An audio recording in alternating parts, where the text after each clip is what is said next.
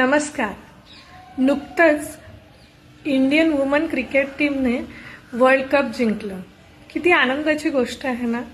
सगळ्यांना गर्व झाला, आनंद झाला. त्यातली एक छोटा पॅकेट बडा धमाका म्हणजे जेमिमा जिने 127 रन काढले.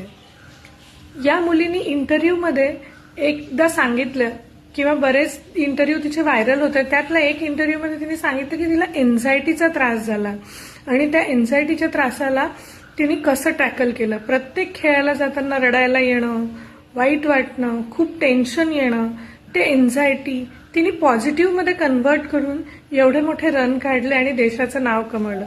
आपणही तसं करू शकतो.